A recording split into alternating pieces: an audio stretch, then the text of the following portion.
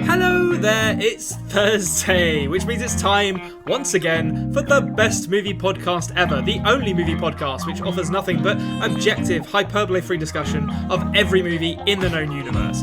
I am your host, the podcaster with no name, Konrad, and with me as always, if I can change, and he can change, then everybody can change. It's Anthony James, and that will make sense as we get into the episode. That's a Rocky IV line. Good afternoon, good evening, good night. Oh, Rocky IV line. I'm loving this already. Sowing a little seed for what might be coming later in the episode. How are you doing, Anthony? Doing very, very well. Yep. Looking forward to some movie chat today. I've taken up a new hobby in the last week. Yep. Yeah. Is it legal? Are you allowed to talk about it on air? Yes, it does involve the word kill, but it's not actually murder. It is killer Sudoku. Now, I've always been an avid admirer of ordinary Sudoku, but for some reason I'd never heard of killer Sudoku. Yeah, what is killer about it? So, I don't know why it's called killer Sudoku, but is it like the 90s killer, like killer, man? Yeah, it's killer Sudoku. No, it's Sudoku, but you start the grid with no numbers, and then you just have inside the grid there's a load of cages, and the cages have different values. So like you'd have four numbers that have to add to 20, 3 numbers that have to add to 13, and then you have to put all the numbers in from the scratch. That's outrageous. I mean, I like a peek behind the curtain here. I do the New York Times mini crossword pretty much every day with my partner, and she started doing the Sudoku, and I think they do 3 difficulties of Sudoku. They do easy, medium, and hard. And I got up to medium, and I was like, no, this is my level. So that is killer Sudoku sounds impossible by my standards. Like I don't know how I could possibly do it. I'm on so there's 10 difficulties on this website called Daily Killer Sudoku. There's 10 difficulties, so you go to 1 all the way up to 10. 10, even the 10 ones, the people who can solve the 10 ones, the average solve time is like over 40 minutes every time. Okay, nice. So it's like a commitment. It's a commitment, yeah. Like so, I've spent about 40 minutes. I'm sort of my level at the minute is around the sort of difficulty 5-6 one. I'm sort of middle killer Sudoku, but it's something that I'll keep you abreast of as we move forward. Yeah, well, Killer Sudoku, we've plugged you there, so if you want to get involved as a sponsor, there's a slot open. Yeah. We're doing a movie diary this week, folks. We talked about monster movies last week. Go and check that out if you like the sound of Anthony and I talking about Godzilla and King Kong and such beasts. But yeah, we're doing a movie diary this week where we're going to talk about all the movies we have seen since the last time we did one of these. Before we get into it, please subscribe to us on YouTube at The Culture Cave or on podcasting apps. We are the best movie podcast ever. You should know that because you are listening to it. Yep, we are. Give us a like, get involved in the comments, share the show with your friends. But other than that, let's talk about some movies. In the words of Konrad, let's do it. Movies. That's what we're here to talk about.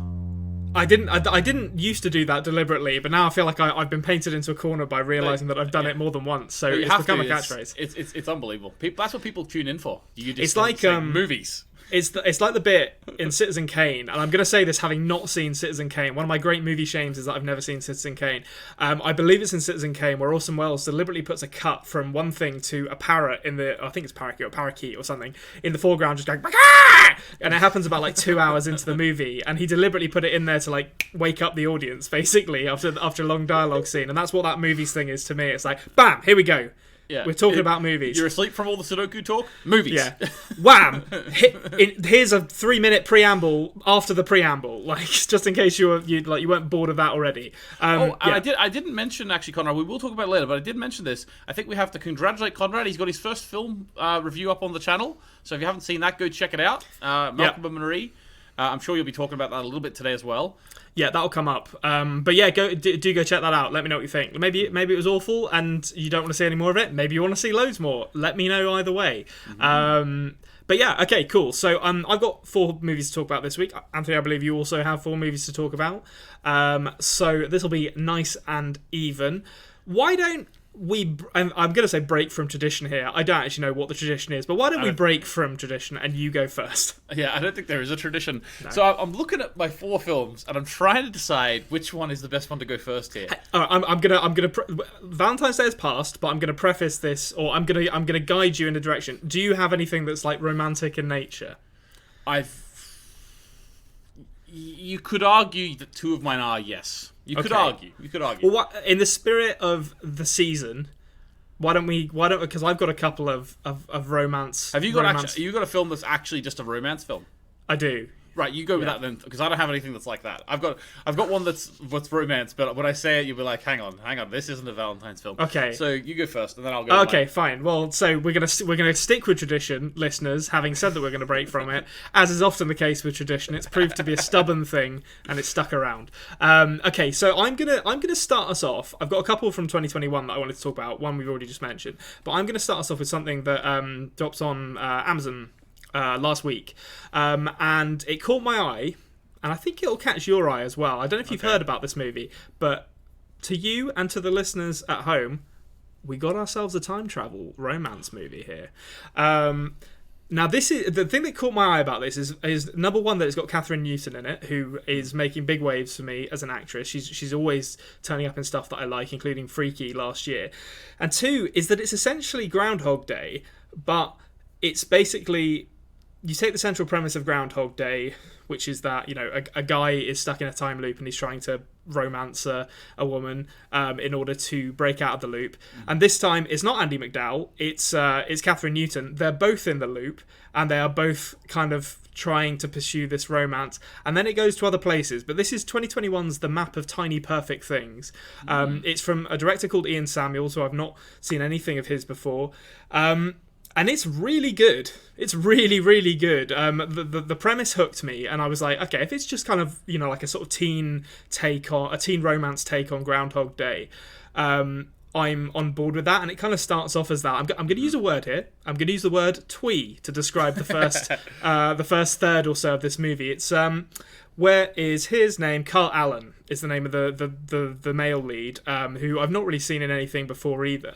But he basically, we pick up his story when he's been in this time loop for some indefinite period of time, and the whole like kind of opening 10 minutes is him riding his bike and like pointing out things that are going to happen, and he basically is trying to get with this girl who's not in the time loop, and he's obviously been doing it for some time, and she's rejecting him, and he's kind of just flippantly approaching this whole thing. You know, he's like predicting what his sister is going to say before she says it. He's catching toast as it flies out the toaster. It's all very charming, and like when it was that, I was like, this is fine, this is fun, I can deal with this.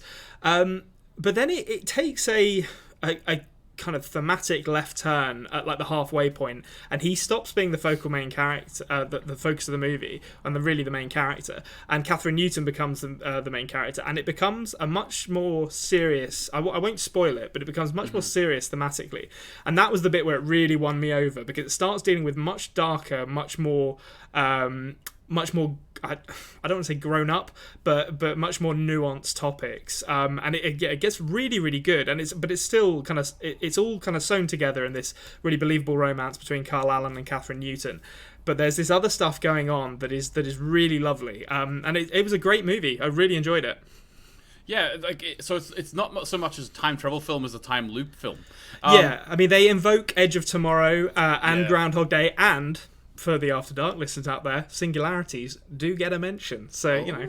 So there's sciencey, schmiancy stuff going on here too. De-Reisender. De-Reisender. Yeah, so this seems really cool, actually. I love it whenever, like, I'm sure, now you said there was sort of some deep things going on at the end, but it come out on the February 12th, so this is being marketed as like a romantic teen. Absolutely. I mean, and the first half is, you know, boy meets girl is a little bit resistant to his advances, she's in the loop as well, and it feels like it's Groundhog Day if Andie MacDowell was also in the time loop. That feels like the kind of tagline, and then it changes into something else. But that bit at the beginning, that is definitely what it's marketed as. None of the sort of darker stuff gets mentioned at all in the promotional material from what I've seen. Okay, well, that's this. I do like a romantic. To be honest with you, I do like a romantic film. I've seen Sleepless in Seattle more times than I can count. And me and my brother, for some reason, watched that a lot growing up. It's a good movie. I really like it. Yeah. Tom Hanks and Meg Ryan, instant chemistry. Yeah, they did like 4 films together as well. It was crazy. But Joe versus the Volcano, very underrated. But that's the only one I've. Wait, hold on. It's You've Got Mail, Sleeps in Seattle, Joe versus the Volcano, and what's the other one? I can't remember. There is another. So I was going to say Joe versus the Volcano is the one I haven't seen, but now I can't remember what the third one is. But I've seen the other two. There is another one. Yeah. But I love it whenever they add these sort of higher order, like sort of, what do you call it, like a setting like adding in this weird thing like time loops. Well, like high concept stuff. High concept idea into a romantic What if film. it was a rom-com but time loops? And then you can basically see the marketing executives high-fiving each other. I love that, and I've got a few films on my list this week of people where you can just imagine them coming to the idea of the film. But I love it when you add those things in. It would be very, very easy to turn this into something else with a little bit of romance going on as well. But whenever they keep the core of the romance but also continue a bit like the time traveler's wife actually. But they keep the romance as the central theme of the film, even though there's this time loop thing going on. The actual romance is the most important part about it, and I like films that do that. And they very much do that in this. But I really can't recommend it highly enough. I thought I was going to enjoy it because, as you say, it's kind of like I'm a sucker for a rom-com that's twee and quirky, but then throwing that high concept time loop stuff, and I was on board. But it definitely paid off, and I think hopefully you'll enjoy it as well whenever you get a chance to check it out. But yeah, that's the map of tiny perfect things. It's on Amazon Prime. Okay, interesting. Yeah, I will check that out, I think. So I'm going to stick in the realm of kind of a romance. This is the only film I've done this week that could be viewed as a romance, I think. Okay. And it's I don't know if you've seen this film. It wasn't very well publicized back in the day. Okay. It seems quite low budget for what it is, and it is 2012's Upside Down. Have you seen this?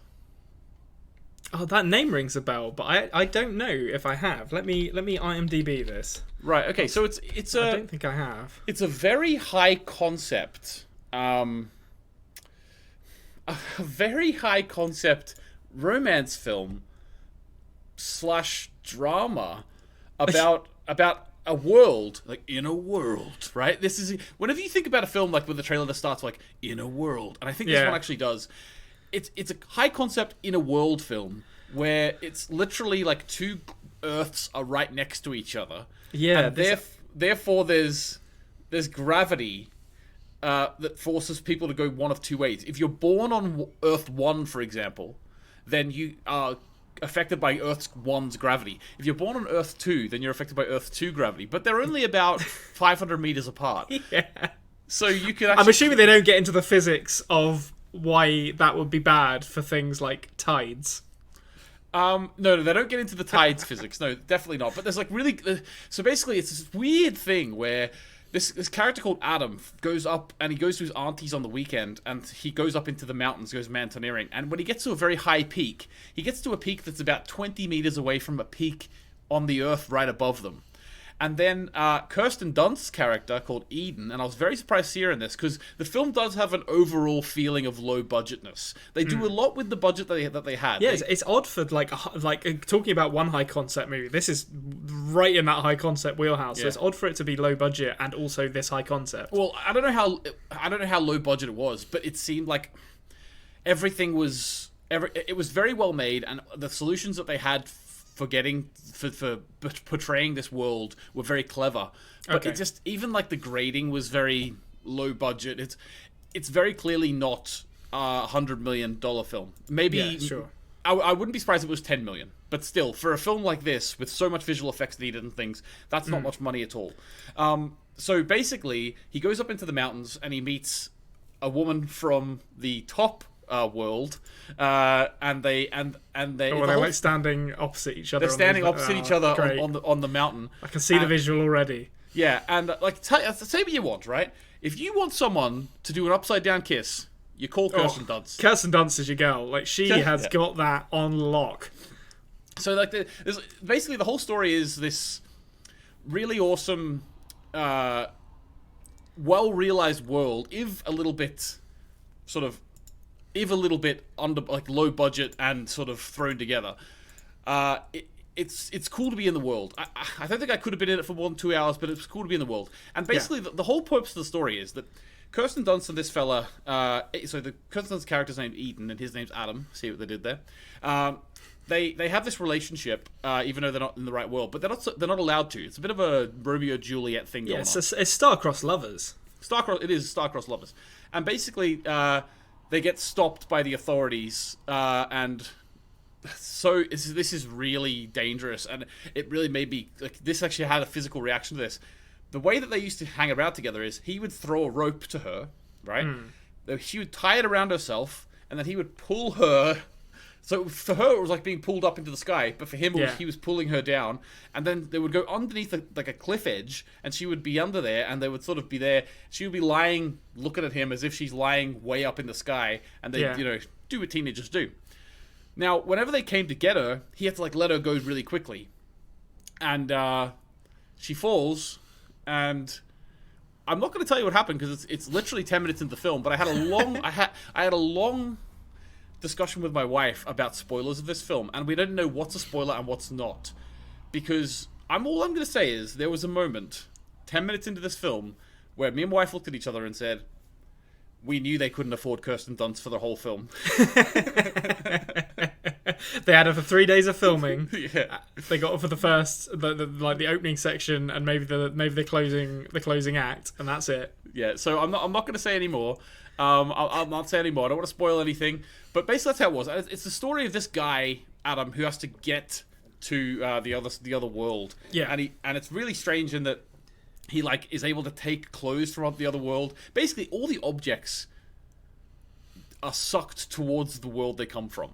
So there's particular scenes where like whenever you are in contact with something from the other world, eventually it starts to burn, right? So the objects, like if I'm wearing a t-shirt from the other world against my skin from my world, it will start to burn, right? Okay. So there's a sequence where he's running through the city of the top world with clothes on from the top world with weights in them so he won't fall, right?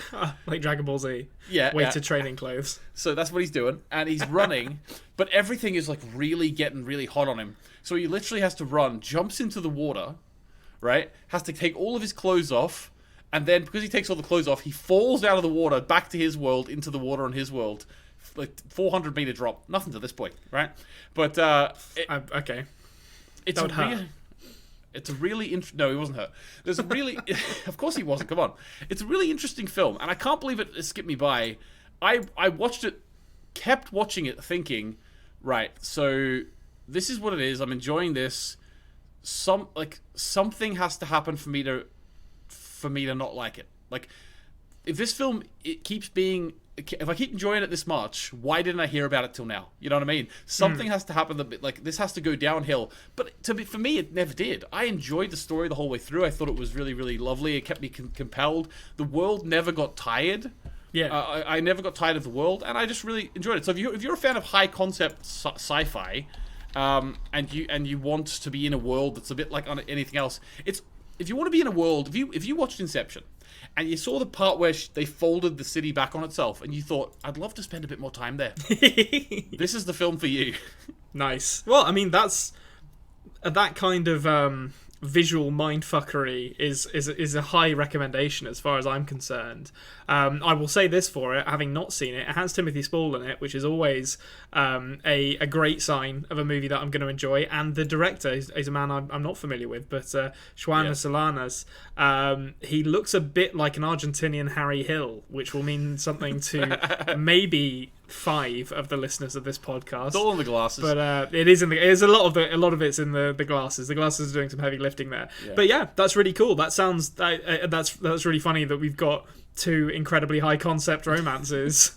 off the bat there, and good Great to see Kirsten Dunst in something as well. She's an actress who I feel we haven't seen much of in the last 10 years. But I've always liked Kirsten Dunst.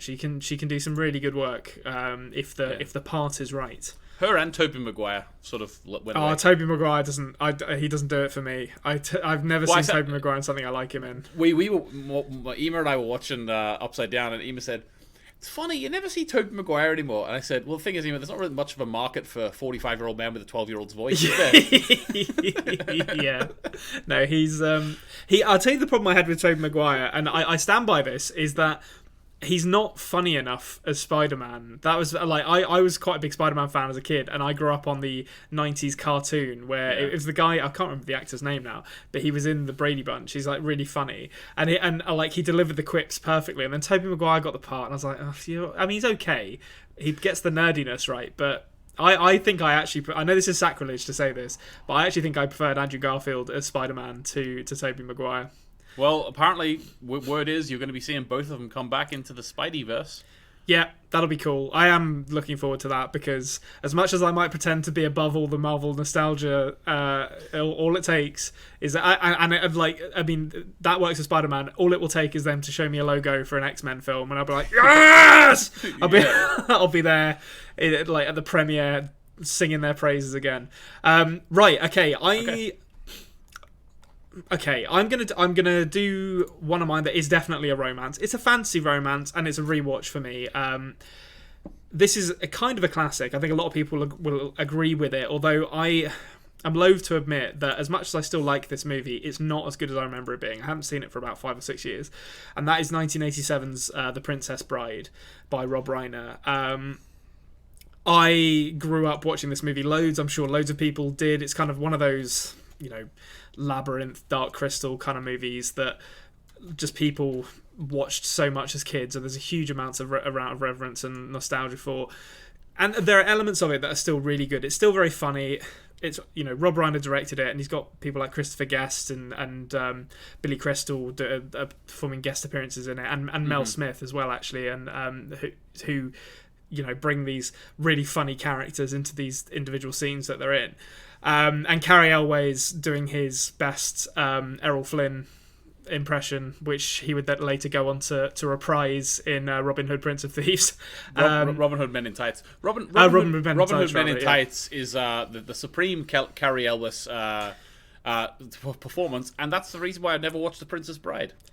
Oh, really? I mean, he's very good in this as well. He's very charming. He's less funny, obviously, because it's not a Mel Brooks film. But it's just not as...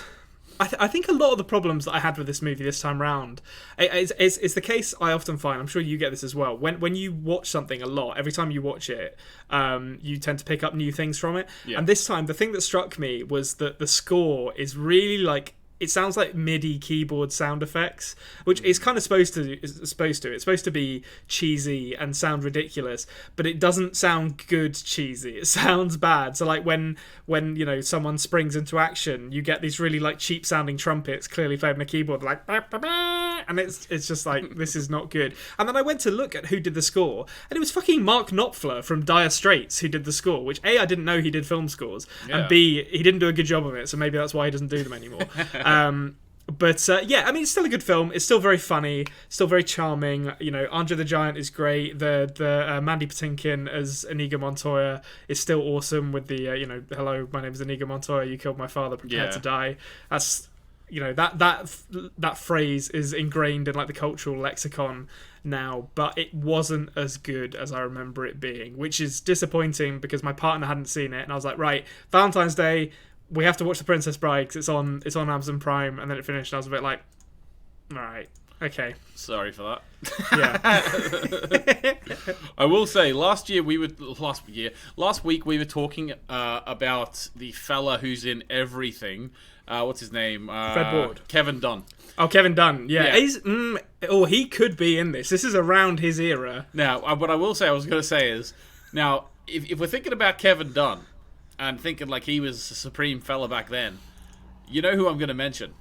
It's, of course, Wallace Shawn. Wallace Shawn is the alpha Kevin Dunn. I'm trying to remember who Wallace Shawn is. He's now. The guy who talks like this. These really high. Oh yeah, of course. Yeah, of course. That's Wallace Shawn. Yeah. We were trying to figure out while we were watching it which Toy Story character he was, and I was going back and forth between the pig and the T, and then we landed on the T-Rex. And I was like, of course it's a T-Rex. Yeah. Wallace Shawn again. You know what you're getting with him, and you're always gonna get it at top quality. Yeah, Wallace Shawn, what a legend. But yeah, I actually haven't seen The Princess Bride. It's something that... Have you never seen it? No, I think... So Ema and I are sort of the opposite of you and your partner in that we've seen... I've never seen it, but Ema has, and Ema's watched it a lot as a child, and she's always said that we need to watch it, and I've never seen it, which is really weird. Oh yeah, you said because you watch Men in Tights. Yeah, I mean it's... Men in Tights was one of my childhood films, to be honest with you. A lot of the listeners might all be picking up that a lot of my childhood films maybe shouldn't have been childhood films, but that Mel Brooks as a childhood film is that's great. Mel Brooks comedies are amazing, but there's some stuff in there. There's some racy stuff in there. All I'll say. Yeah. It's just so good. Mel Brooks himself in Men in Tights is just unbelievable. Yeah. He got away with a lot, Mel Brooks, and we're better for it. But God bless him. I don't know if you could make those movies No. to be honest. Well, you could probably say that about most comedies from throughout the ages. The comedies that sort of you could make again these days, you watch them again and you don't really care too much, Yeah. Like, I think Stephen Fry. Well, this takes me down a rabbit hole, but I'll be in this rabbit hole for a small amount of time. It's a Mel Brooks rabbit hole, so you're more than welcome to dwell. Yeah, it's more sort of comedy rabbit hole. Okay. I was watching a video from Stephen Fry, and it ignited something in me. But I just maybe want to make a video about this. But Stephen Fry was talking about the difference between American comedians and British comedians, and he was talking about the idea that like the American comedian is like wants to be the macho alpha male who's making fun of everyone and everything like this. Whereas the British comedian wants to be the one being made fun of, like sort of like Basil Fawlty and those sort of things. And it just makes me think that's to me why the British comedies are sort of the older British comedies last longer than the American ones, in my opinion. Because like films like Animal House, for example, it's not. It's remembered as this great thing, and when I watched it, I was like, "What?" I daren't go back to Animal House now because I know exactly what's in that movie, and it's like I can't. I've got it in my memory, and I love Animal House, but I know when I see like the scenes of them, like basically every joke in Futurama and The Simpsons about them going to the college dorms and like stealing a bunch of girls' bras and putting them in a bomb, that's pretty much all from Animal House. Yeah. And it's like it was really funny at the time. Or well, I wasn't alive when it first came out, but I think it was really fun. Like it was received very well at the time, but kind of society has moved on a bit from some of those values. But like, yeah, and it's really strange. Like whenever you watch like a best comedians of all time, and like and John Belushi's on it, obviously, and the thing that they always show, it's just like imagine this is your highlight of your career, is him just smacking his cheeks and the potatoes coming out. I'm a zit. It's like, yeah, right. Is there anything or him more like to you than drinking? that? Him turning up and they're clearing out the college dorm, and him drinking an entire bottle of Jack Daniels, which I believe John Belushi did actually do on set, which is when you know how he ended up makes that incredibly dark.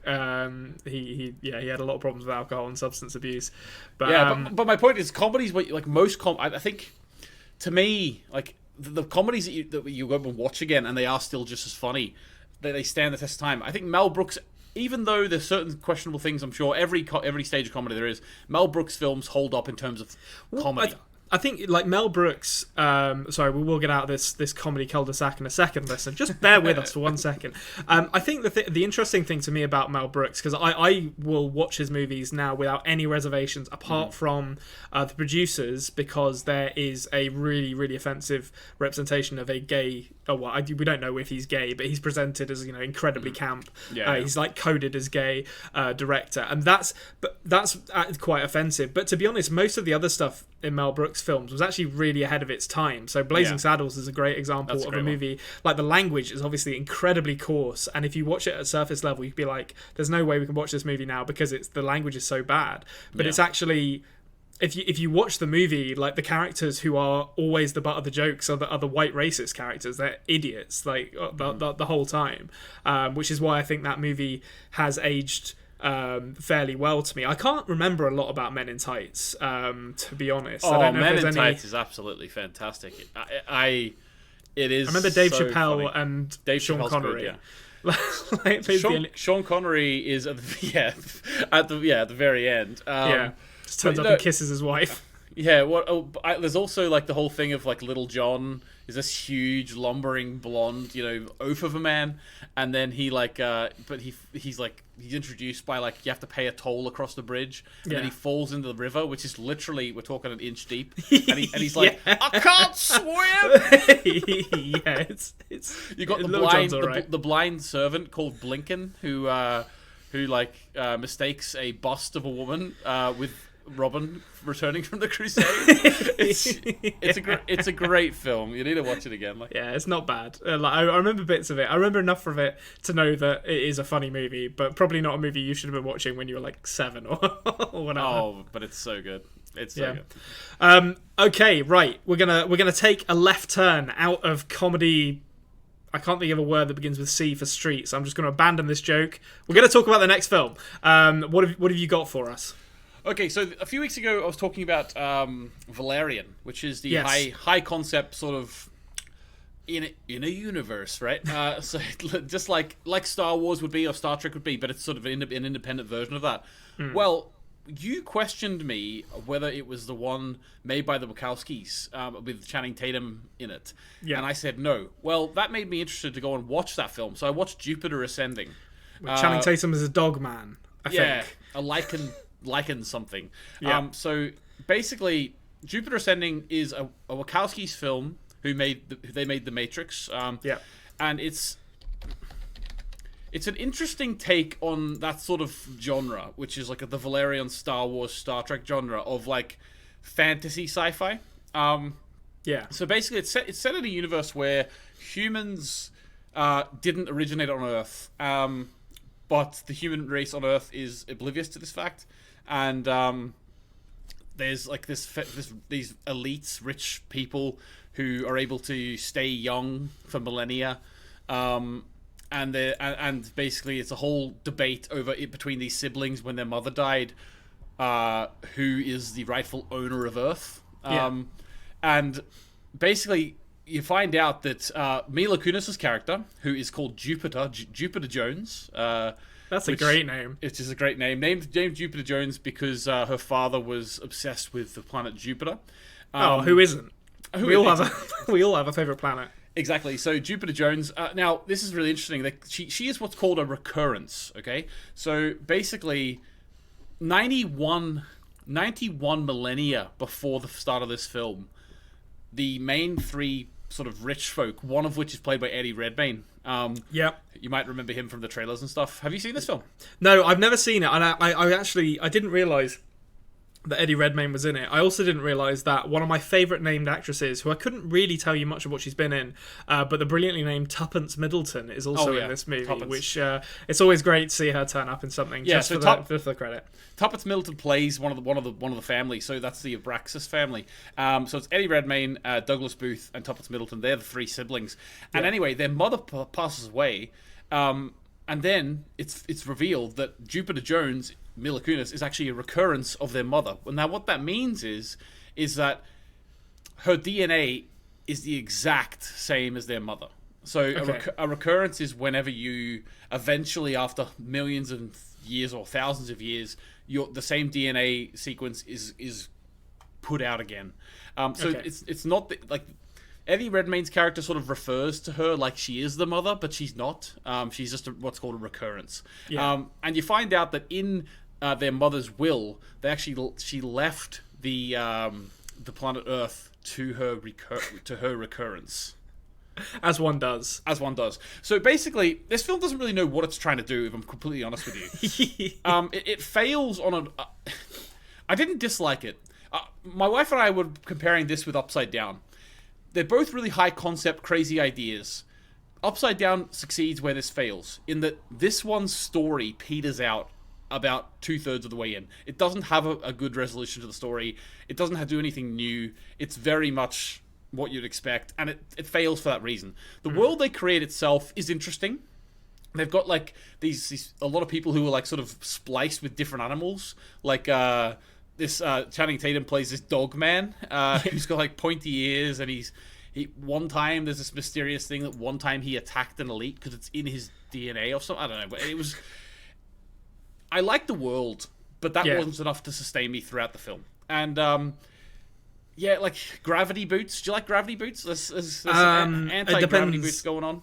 It depends if we're talking. No, hold on. It's not Con Air. What's it called? Face-off gravity boots, or which were props that they took from the Super Mario Brothers movie, or I don't know what other kind of gravity boots there might be. These gravity boots are. Imagine a hockey player who had ice skates that could make you fly. That's what these are. Okay. So basically, it's an interesting thing. Like they're doing this weird thing as well. Like because they set it on Earth, I think that was one of the issues, right? If they had this idea and alluded to Earth, but it wasn't Earth they were fighting over, it was a different planet. If they kept it away, like Valerian kept everything away from Earth. They explained how it came to be, the space station, everything, and then it was never on Earth again.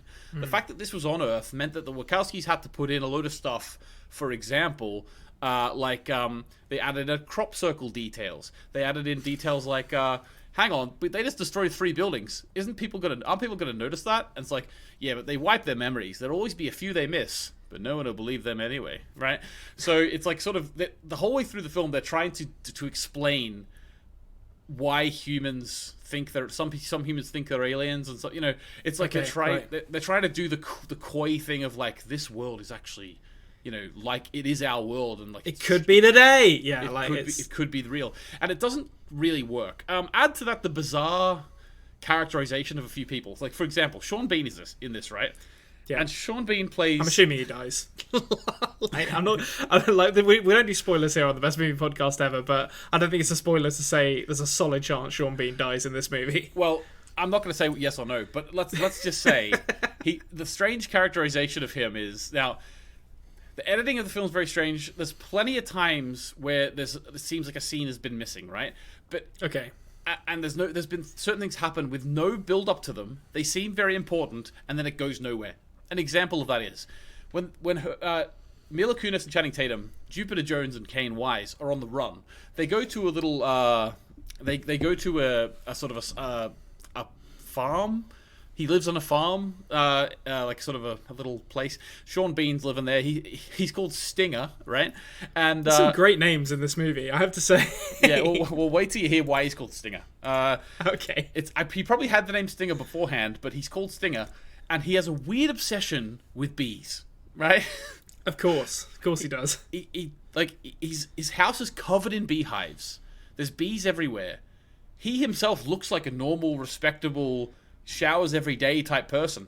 Yeah. But he's got bees everywhere. And whenever Mila Kunis... Now, this might be a bit of a spoiler, but it's like 15 minutes in, so I'm not going to call it a spoiler, but Mila Kunis comes to the farm. There's a load of bees there, and she starts moving her arms, right? She starts moving her arms. And the bees are moving with her, right? Oh. And Sean Bean's like, well, Stinger, because he's obsessed with bees. Stinger goes, well, there we go. Bees can sense royalty, right? So can they? Exactly, because there's a queen bee apparently, right? And I was like, right, so bees can sense royalty. Is this film literally making the argument that elitists and royalty have a DNA difference to the rest of us? It's like some divine right of kings bullshit going on. Is that what? And I was like, oh, it mustn't be what I think it is, because there's aliens in this film too. It's like, oh no, hang on, those aliens are also humans, and the human race didn't start on Earth, so they're literally saying that royalty has a different thing within their DNA. That's what this film's saying. Yeah, cool. Well, I look forward to the scene where Jupiter Jones has to prove she's a princess by putting a pea under like a million mattresses and then sleeping on it and detecting it. Yeah, that's what it's like. But anyway, that's Jupiter Ascending. I wouldn't recommend it, to be honest with you. No, I've not heard great things, but that's good to have it confirmed. Yeah, and I must have dozed off, but for some reason I missed the line where apparently Channing Tatum says, "I have more in common than a dog than I do with you." But I didn't hear that line. But that's all I ever heard people talking about this film when it first came out. Yeah, that's literally the only thing I know about this movie is that the Wachowskis made it and Channing Tatum is a dog man, which probably speaks to its quality. But it's good to have that confirmed. It's not Matrix quality. It's not even Matrix 2 and 3 quality. That's all I'll say. A rough review there, frankly. Okay, and speaking of reviews, I'm not going to spend too long on this next one because we have a review on the channel. Go check it out for it. But I wanted to give it a mention here, a mensch, just for the a mensch for the podcast listeners. And this is 2021's Malcolm and Marie. It's very good, but it's hard to watch, is what I will say for this movie. It's directed by Sam Levinson, who I've not, again, a director this week that I haven't actually seen anything from before. Stars Zendaya and John David Washington. It's essentially about a director and his partner come back from a movie premiere, and the director, played by John David Washington, is flying high. His partner is a bit pissed off because he failed to mention her in a big speech to the crowd, and it essentially unearths a bunch of resentment that they have for each other, and it's these pitch battles like pitch battle arguments, basically, where they essentially take it in turns to monologue at each other and get nastier and nastier and nastier, which makes it quite difficult to watch. But I think the way that Levinson's script, and my understanding is that Washington and Zendaya got a lot of freedom to improvise here, so I don't want to give too much credit to the screenplay necessarily, but the way that what is portrayed captures like a truly horrible relationship, and the kind of arguments you have in those relationships really, really affected me. Like I've had bad relationships in my past, and I've really felt myself being transported back to some of the arguments that I've had in those relationships. So it really worked for me. I think one of the big criticisms I've seen of it is that Washington's character Malcolm, as a director, he sometimes stops arguing with Marie and starts basically railing against white film critics, talking about like how he doesn't like the fact that all the art that he makes is treated or is viewed through a political lens purely because he is black, even if he didn't necessarily mean that. And I thought it was really interesting, but I do think that you could kind of see the director's writing on the page there. Like, it's basically him speaking, and I think a lot of people who didn't like this movie didn't like the fact that the director was essentially criticizing critics through his character, but I also think he does leverage Zendaya's character to kind of rein himself in and be like, and essentially tell Malcolm that he's talking bullshit. So you see this really interesting conversation between these two parts of Levinson's personality. But it is really good. I don't know if I'd ever watch it again because it's hard to watch, but it's beautiful to look at and it's really engaging. Yeah, when I watched your review on this and what we've talked about it as well, what pops into my mind is it's sort of a more focused version of Marriage Story.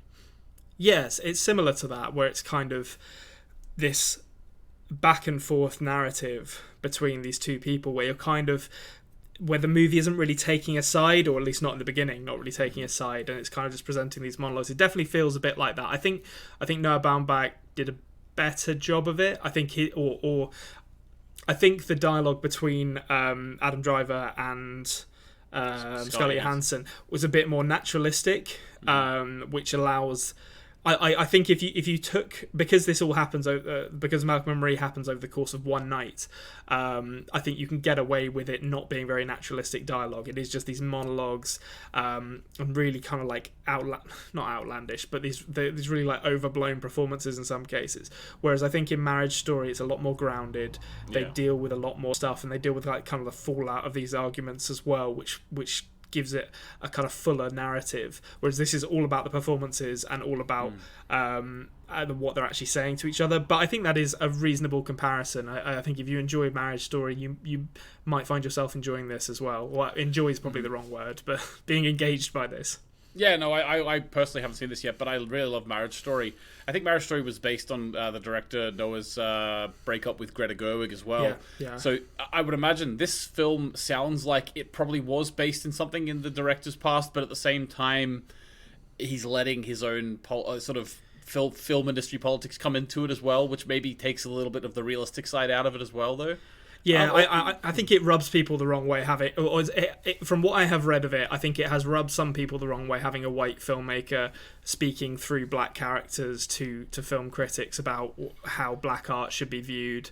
Not to say that he's necessarily wrong, I just think some people have interpreted that as like, it's not really your place to say, you know, how black art should be interpreted by white critics because you are not a black filmmaker. But it's interesting though. Like you say, there's a lot of improvisation. I wonder if those scenes were the improvisation between him as well as his two black leads in the film. It could easily be. I think that's a key point to make, is that, like, from what I've read of this, he basically gave them bullet points, and there was a lot of improvisation in the scenes. So it's not really, I don't think it's reasonable to sort of drag Levinson over the coals for the bad stuff in the script while saying, oh, well, you know, Zendaya and John David Washington improvised 80% of the dialogue, or however much it was, for the good stuff. It's certainly, and for what it's worth as well, the stuff that is criticised, it's still an interesting conversation to have. It's still, there's still a conversation to be had there.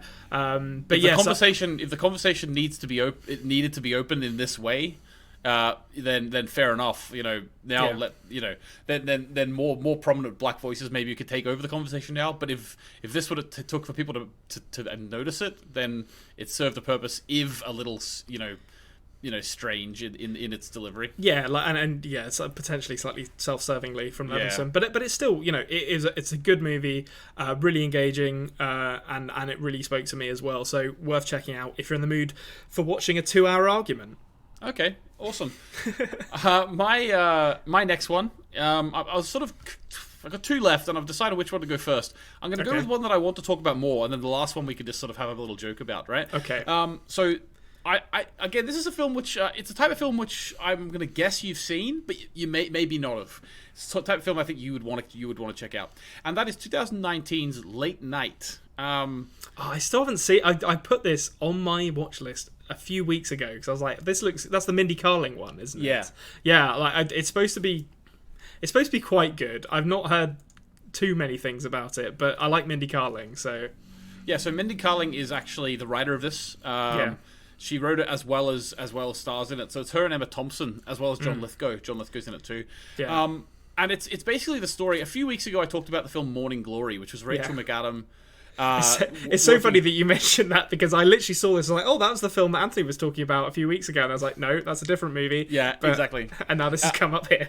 So in Morning Glory, that was made in like 2010. Yeah. And it had Harrison Ford as a disgruntled journalist who believed that it was his place to cover the real news and to be serious.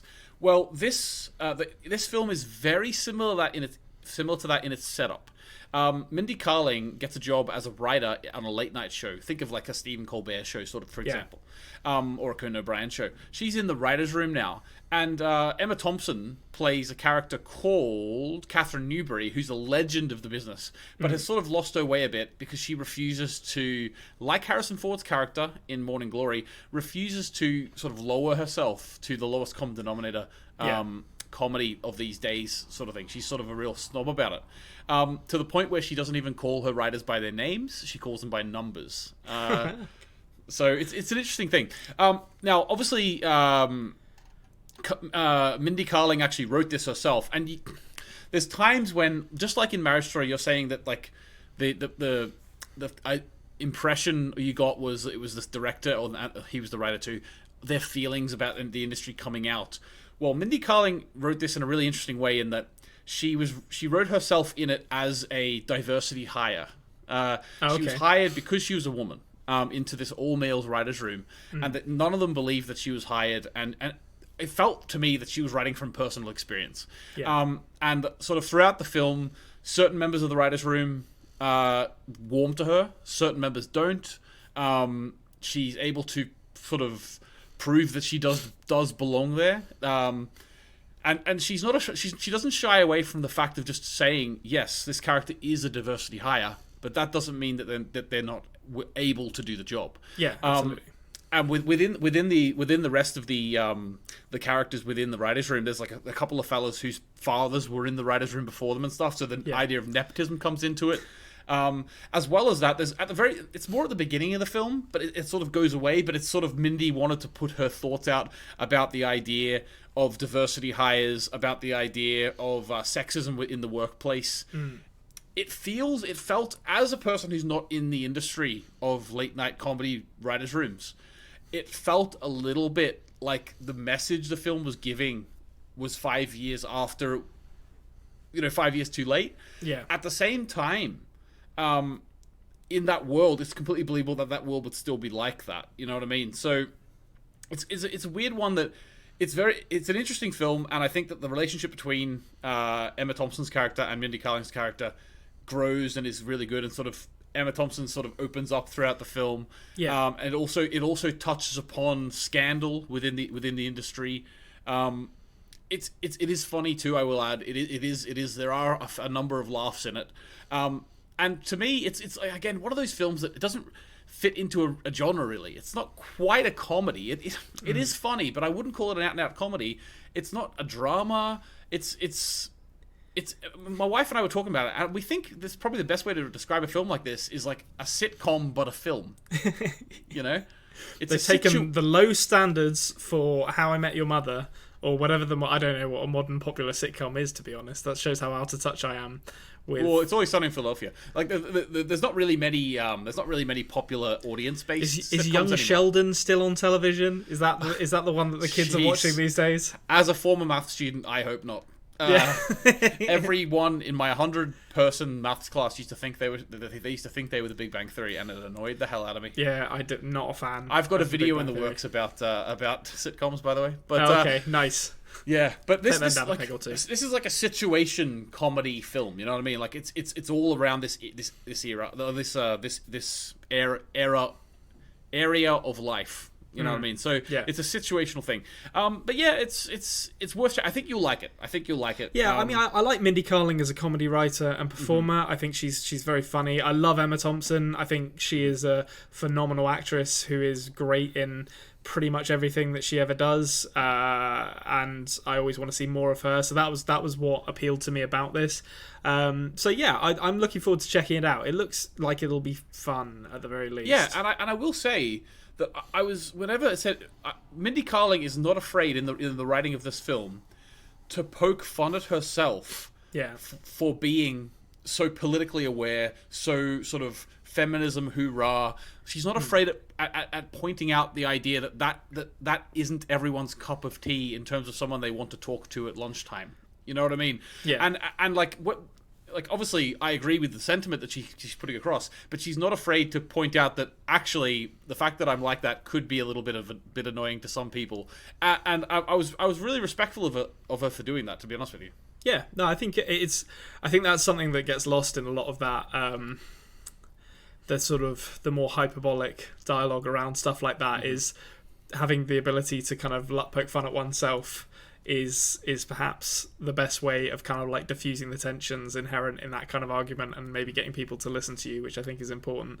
So yeah, like she's always done right by me, has Mindy Kaling. So I'm looking forward to checking that out. I will almost definitely do so. Should do.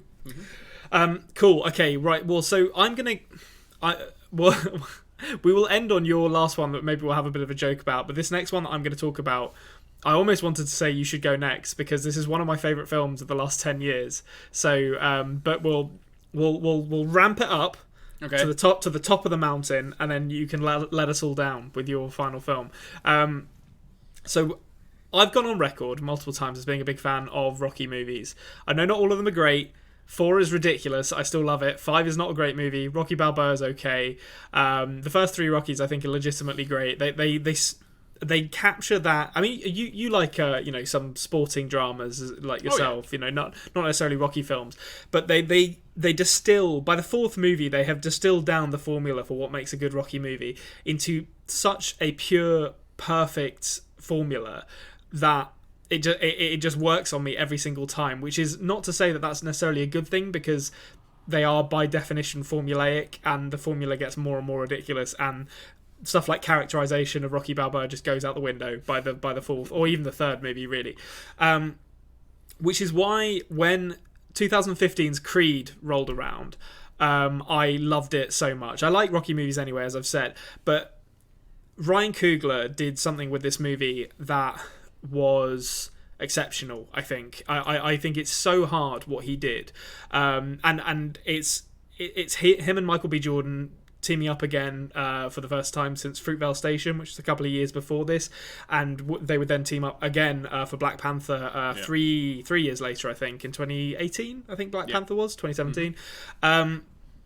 But they both have these almost impossible balancing acts to strike here, where they want to be reverent for the original and they want to hit the familiar notes of the original in terms of story structure, but they also want to imbue this film with a personality of its own.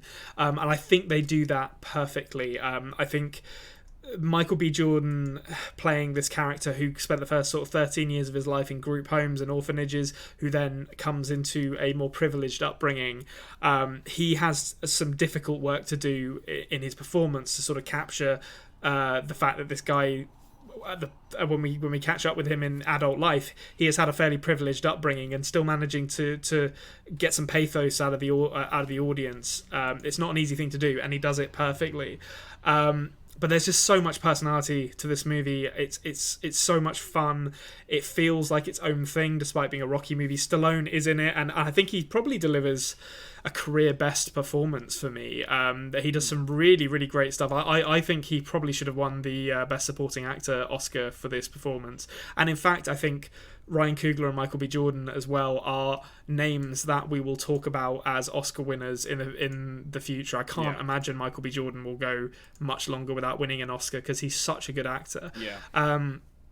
And the one thing I really want to mention is the score for this movie. It's by a guy called Ludwig Göransson, and there's a lot of it is licensed. He does music. the Mandalorian score, doesn't he? Yes, he does. Yeah. So, and a lot of it is licensed. He also did Tenet.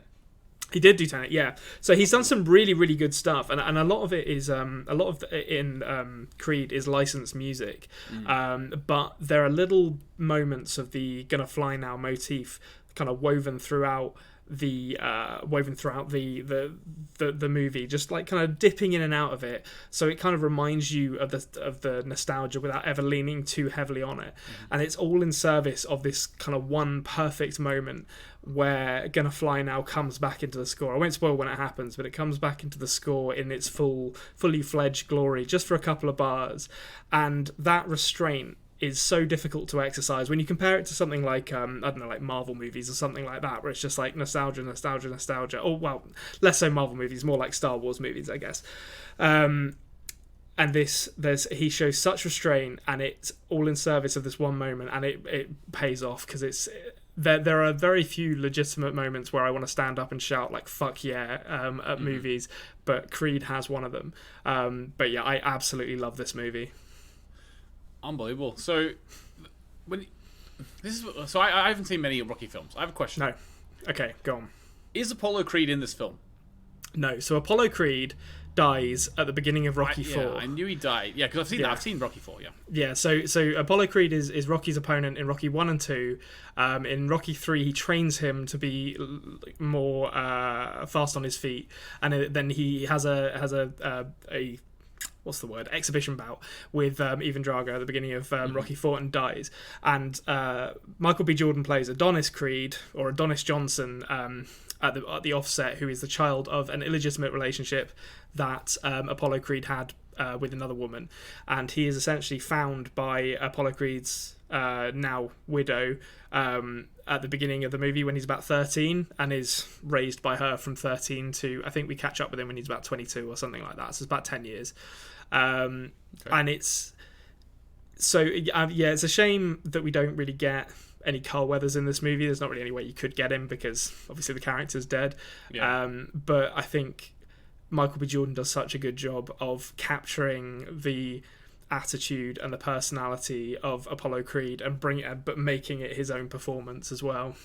Awesome. Yeah, because that's something before we started talking about this today, I wasn't aware that this wasn't a prequel film. I always thought that it was Apollo Creed in the film. I don't know why.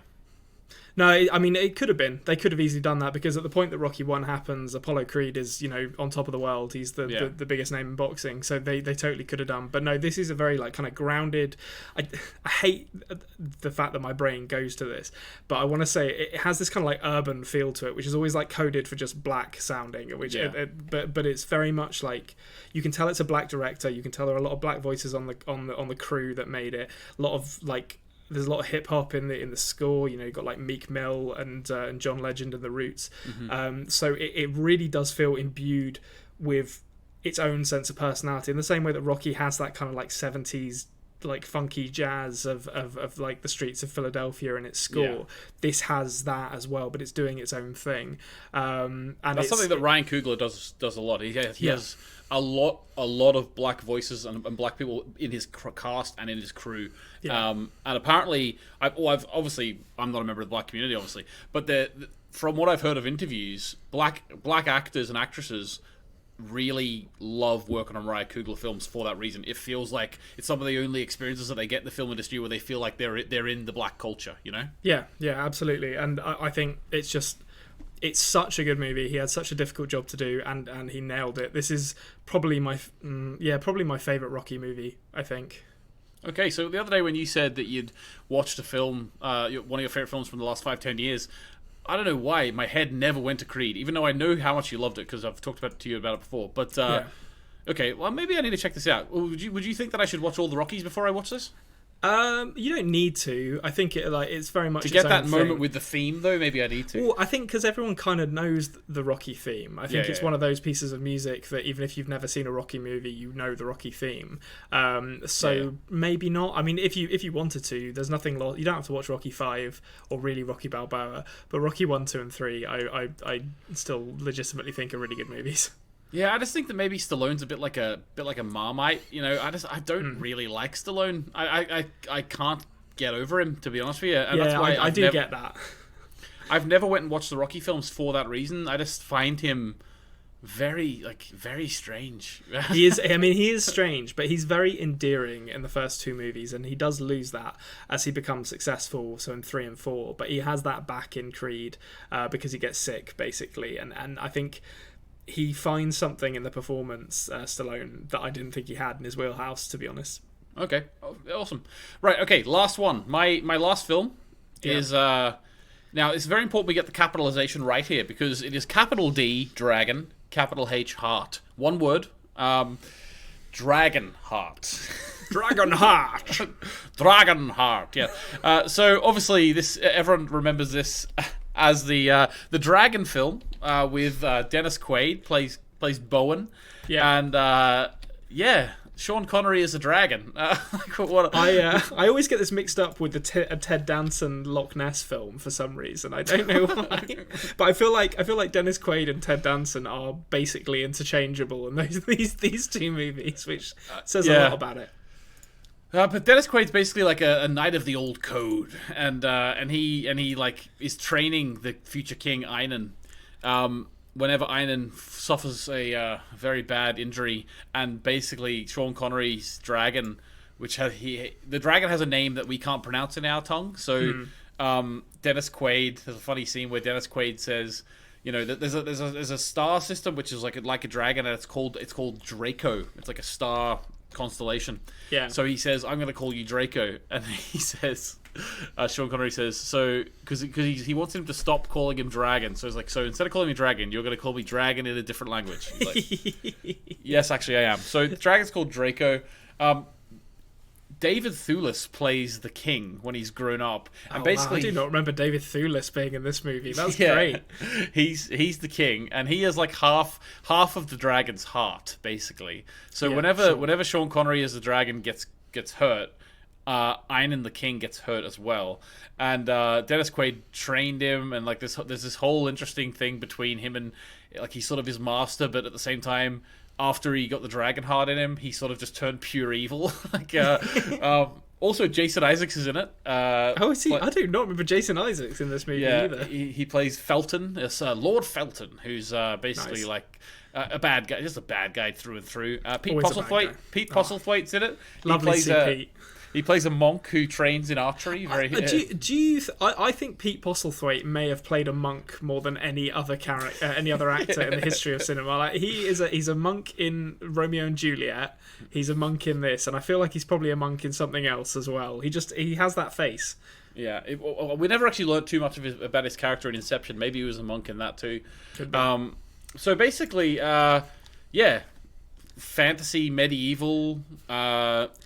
90s film. Did you know it was Rob Cohen who directed this? I didn't know that until I just checked now. The guy directed The Fast and the Furious. Yeah. So he started off the Fast and Furious franchise. I did not know that Rob Cohen directed Dragonheart, but he sprinkled his magic on the Fast and the Furious. If only it happened with Dragonheart. Yeah. Can you imagine if we had Dragonheart 10 or something coming out now? I tell you, there was like a period but I want to say Robin Hood, Prince of Thieves started this in 1991, but there was a stretch there where there was some right shit that was made in the fantasy genre, Braveheart, and yes, Braveheart is a shit film. I stand by that. Well, that doesn't count as fantasy, and you mean medieval genre films? Let's say this medieval is a fantasy because there's a dragon in it. Let's be fair. Listen, dragons might have been real. We don't know. but Men in Tights wasn't a fantasy, just a medieval musical. Listen, And- like a DragonHeart is as true to reality as Braveheart was. All right, Yeah. all right. They're both That's true. they're both fantasies in their own way.